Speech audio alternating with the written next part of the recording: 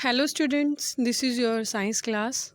तो बच्चों, कल के लेक्चर में हमने डिस्कस किया था मेटल्स की केमिकल प्रॉपर्टीज़ के बारे में। तो आज हम कुछ बेसिक नॉन मेटल की केमिकल प्रॉपर्टीज़ के बारे में पढ़ने वाले हैं, क्योंकि अकॉर्डिंग टू एनसीईआरटी आपकी नॉन मेटल की जो केमिकल प्रॉपर्टीज़ हैं वो गिवन नहीं है 10th क्लास में। तो हम फिर भी एक रफ़ रिवीजन उनका कर लेते हैं डिफरेंशिएशन के लिए। तो जैसे बच्चों कल हमने पढ़ा था, जितनी भी मेटल्स हैं वो वाटर के साथ, एसिड्स के साथ, ऑक्सीजन के साथ कैसे रिएक्ट करती हैं, ऐसे ही हम नॉन मेटल के केस में पढ़ेंगे। तो चलिए बात करते हैं reaction of non metals with water. बच्चों, कभी भी नॉन मेटल वाटर के साथ रिएक्ट नहीं करती और साथ में ना ही वो हाइड्रोजन गैस को इवॉल्व करती हैं, जैसा कि मेटल के केस में होता है। तो ये तो बिल्कुल सिंपल सा पॉइंट है, they do not react with water to evolve hydrogen gas. तो नॉन मेटल्स हमारी वाटर के साथ रिएक्ट नहीं करती हैं। Reaction of non metal with acids, ये एसिड के साथ भी रिएक्ट नहीं करती क्योंकि नेगेटिव चार्ज इलेक्ट्रॉन है, इसीलिए एसिड के साथ भी रिएक्ट नहीं करेंगी। Reaction of non metal with salt solution, अब सॉल्ट सॉल्यूशन के साथ अगर हम नॉन मेटल को रिएक्ट करवाते हैं तो क्या होगा, दे do not react with salt solution but displaces less reactive non metal from the salt. यानी कि ये जो भी सॉल्ट सॉल्यूशन है जिसके साथ भी हम नॉन मेटल को रिएक्ट करवाने वाले हैं वहाँ रिएक्ट नहीं करेंगी। इनफैक्ट क्या होगा, जो भी नॉन मेटल वहाँ रिएक्ट कर रही है वो अपने से कम रिएक्टिव जो भी वहाँ पर नॉन मेटल प्रेजेंट है सॉल्ट के अंदर, उसको क्या करेगी, डिस्प्लेस करवा देगी। ठीक है, यानी कि लेस रिएक्टिव नॉन मेटल को डिस्प्लेस करवा देगी सॉल्ट के अंदर से। तो ये प्रोसेस इसकी यहाँ रहेगी। उसके बाद हम बात कर लेते हैं, यहाँ एक कंपैरिजन से समझ लेते हैं, थोड़ा जल्दी आपको समझ आएगा। जैसा कि हमने कल डिस्कस किया था, जो केमिकल प्रॉपर्टीज़ हैं बच्चों मेटल्स और नॉन मेटल्स के, आप यहाँ देख सकते हैं। सबसे पहले है रिएक्शन टाइप। ठीक है, किस तरह की रिएक्शन, मतलब वाटर के साथ हम बात करेंगे, ऑक्सीजन के साथ, तो मेटल्स कैसे रिएक्ट कर रही हैं और नॉन मेटल्स कैसे, ये कल का भी आपका थोड़ा रिवाइज हो जाएगा। तो अगर हम बात करें रिएक्शन विद वाटर, तो जितनी भी मेटल्स हैं वो वाटर के साथ जब रिएक्ट कर रही थी तो क्या बना रही थी, मेटल ऑक्साइड्स और मेटल हाइड्रोक्साइड। ये मैंने कल आपको बताया था। सपोज करो एम मेटल को डिनोट करता है, तो मेटल ऑक्साइड और साथ में ये तो हुआ मेटल ऑक्साइड और साथ में मेटल हाइड्रोक्साइड भी वो बनाती हैं। ठीक है, तो ये आपने समझ लेना है कि वाटर के साथ रिएक्ट करके मेटल ऑक्साइड और साथ में मेटल हाइड्रोक्साइड और साथ में बच्चों हाइड्रोजन गैस भी रिलीज़ करते हैं, यानी कि हाइड्रोजन गैस भी वहाँ से इवॉल्व होगी। और अगर नॉन मेटल की बात करें तो हमने अभी पढ़ा कि नॉन मेटल्स कभी भी वाटर से रिएक्ट नहीं करती, can not give electrons to hydrogen in water to be released as hydrogen gas. तो इसका मतलब कि इनकी वाटर से रिएक्शन ही नहीं होगी, सिंपली आपने इसको समझ लेना है। अगर हम आगे बात करें, जो रिएक्शन है मेटल्स की ऑक्सीजन के साथ, ओके, मेटल्स के साथ जो मेटल्स ऑक्सीजन के साथ रिएक्ट कैसे करती हैं, कल हमने पढ़ा था कि ऑक्सीजन के साथ वो रिएक्ट करने के बाद, यानी कि मेटल्स रिएक्ट करने के बाद कुछ बेसिक ऑक्साइड्स बनाती है। जिंक और एल्यूमिनियम थे इसमें से, जो एम्फोटेरिक ऑक्साइड्स हैं, यानी कि एसिड और बेस दोनों से ही रिएक्ट करते हैं। तो सिंपली ये था हमारा। और जो मोस्टली मेटल ऑक्साइड्स हैं वो इनसॉल्यूबल रहेंगे बच्चों वाटर के अंदर, और कुछ उनमें से एल्कली में डिजॉल्व हो जाते हैं बट वाटर में नहीं। तो सिंपली आपने क्या देखना है इसके अंदर कि reaction of oxygen with metals में क्या होगा, कुछ बेसिक ऑक्साइड्स ही यहाँ पर बनेंगे, और नॉन मेटल्स हैं वो ऑक्सीजन से रिएक्ट करके क्या बनाती हैं, ऑक्साइड्स बनाती हैं। इनके जो ऑक्साइड्स हैं वो वाटर सॉल्यूबल होंगे, और ये एसिड्स में अगर इनको मतलब डिज़ोल्व किया जाए वाटर के अंदर तो एसिड्स की फॉर्मेशन ये देते हैं।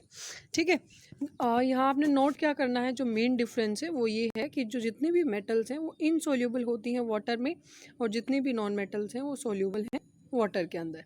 ठीक है, ये कुछ एल्कली में डिज़ोल्व हो जाती हैं, लेकिन ये वाटर में डिज़ोल्व होने के बाद एसिड की फॉर्मेशन करती हैं। ओके, तो ये आपने यहाँ पर एक बार रिएक्शन विद ऑक्सीजन भी पढ़ लेना है। उसके बाद बात करते हैं रिएक्शन विद एसिड। तो अगर बच्चों मेटल्स एसिड के साथ रिएक्ट करती हैं तो हमें पता है कि कल पढ़ा था सॉल्ट की फॉर्मेशन होगी, साथ में हाइड्रोजन गैस भी रिलीज़ होती है। इनमें से जब भी मेटल रिएक्ट करती है, मतलब HNO3 जो हमारा एसिड है काफ़ी स्ट्रॉन्ग है, तो वहाँ पर हाइड्रोजन गैस रिलीज़ नहीं होती क्योंकि HNO3 एक स्ट्रॉन्ग ऑक्सीडाइजिंग एजेंट है। तो इसमें कंफ्यूज मत होना, बेसिकली आपने समझना है कि मेटल्स एसिड्स के साथ रिएक्ट करके सॉल्ट फॉर्मेशन करेंगी और हाइड्रोजन रिलीज़ करेंगी, और एसिड्स के साथ जब भी नॉन मेटल की रिएक्शन होती है तो वो होगी ही नहीं, इनफैक्ट तो कोई भी रिएक्शन वहाँ पर नहीं होगी और ना ही हाइड्रोजन गैस रिलीज़ होगी। तो क्यों ये भी मैंने अभी आपको बताया क्यों नहीं होगा ऐसा, क्योंकि हमने अभी जो नॉन मेटल की केमिकल प्रॉपर्टीज़ थी वहाँ पढ़ा कि उनके ऊपर जो इलेक्ट्रॉन्स हैं, मतलब नॉन मेटल्स इलेक्ट्रॉन्स लूज़ नहीं करती हाइड्रोजन आयन, इसीलिए वहाँ पर नहीं बनते।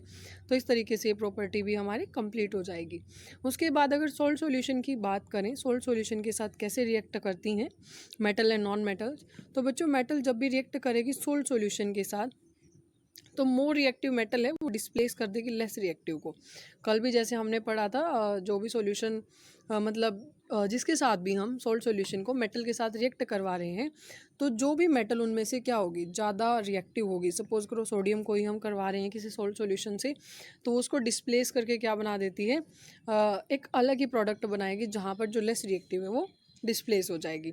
और जो बच्चों अगर हम बात करें नॉन मेटल्स के साथ सोल्ट सॉल्यूशन कैसे रिएक्ट करते हैं, मोर रिएक्टिव नॉन मेटल है जो वो डिस्प्लेस करेगी लेस रिएक्टिव नॉन मेटल को उसके सोल्ट सॉल्यूशन में से। ठीक है, तो यानी कि मेटल सोल्ट सॉल्यूशन से लेस रिएक्टिव मेटल को डिस्प्लेस करती है और नॉन मेटल सोल्ट सॉल्यूशन से लेस रिएक्टिव नॉन मेटल को डिस्प्लेस करती है।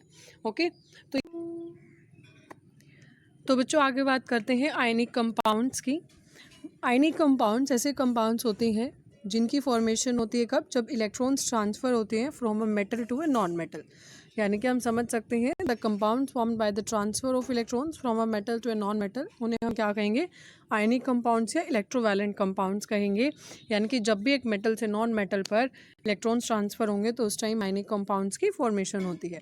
जैसे हमने कल भी डिस्कस किया था NaCl के बारे में। Na पर पॉजिटिव चार्ज है जो कि एक मेटल है, Cl पर नेगेटिव चार्ज है जो कि एक नॉन मेटल है। तो यहाँ से इलेक्ट्रॉन्स ट्रांसफ़र हो रहे हैं from metal to non metal, तो इस तरह से ये एक आयनिक कंपाउंड है। अगर बात करें बच्चों आयनिक कंपाउंड्स की प्रॉपर्टीज़ की, तो सबसे पहले बात करते हैं फिजिकल नेचर की। आयनिक कंपाउंड सॉलिड हार्ड होते हैं, जनरली ब्रिटल, यानी कि सॉलिड भी हैं हार्ड भी हैं लेकिन फिर भी ब्रेकेबल हैं, इनको कट किया जा सकता है या ब्रेक किया जा सकता है। सेकेंड है melting and boiling point. Melting and boiling point है बच्चों जो इनका वो नॉर्मली हाई रहता है क्योंकि काफ़ी स्ट्रॉन्ग बॉन्डिंग इनके अंदर होती है, तो ईजिली उनको ब्रेक करना मतलब इजीली उनको ब्रेक नहीं किया जा सकता, इसीलिए काफ़ी हाई मेल्टिंग और बॉइलिंग पॉइंट रहता है। सॉल्युबिलिटी, नॉर्मली बच्चों आयनिक कंपाउंड वाटर में तो सॉल्यूबल है यानी कि घुलनशील है, उनको डिज़ोल्व किया जा सकता है, लेकिन वो कुछ इनसॉल्यूबल हैं कुछ सॉल्वेंट्स के अंदर, जैसे केरोसिन और पेट्रोल के अंदर उनको डिज़ोल्व नहीं किया जा सकता। उसके बाद है conduction of electricity. Ionic compounds बच्चों इलेक्ट्रिसिटी कंडक्ट करते हैं दो स्टेट के अंदर, या तो वो मोल्टन में हो या सॉल्यूशन में हो। मोल्टन यानी कि या तो वो पिघली हुई फॉर्म में है या फिर सॉल्यूशन के अंदर है, लेकिन अगर आयनिक कंपाउंड सॉलिड स्टेट में है तो वो इलेक्ट्रिसिटी कंडक्ट नहीं करते। ठीक है, तो आज आपने इतना पढ़ लेना है आयनिक कंपाउंड्स के बारे में और जो केमिकल प्रॉपर्टीज़ हमने डिस्कस की नॉन मेटल्स की, और मेटल और नॉन मेटल में केमिकल प्रॉपर्टीज़ के थ्रू जो डिफरेंसेस हमने पढ़े हैं उनको भी नोट कर लेना। कोई प्रॉब्लम आती है तो बता देना बच्चों, उसको हम दोबारा डिस्कस कर लेंगे। उसके बाद अकरेंस ऑफ मेटल्स है, ये हम नेक्स्ट लेक्चर में डिस्कस करेंगे।